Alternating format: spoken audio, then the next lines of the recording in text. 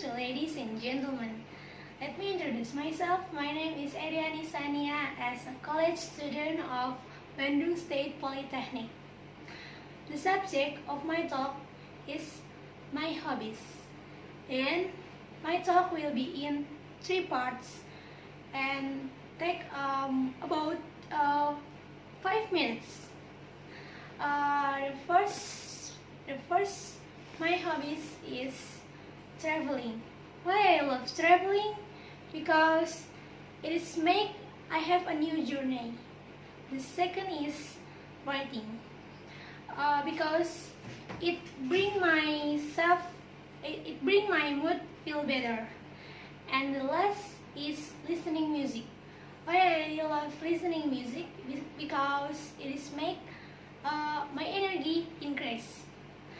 Thank you for your attention, and I will say have a nice day.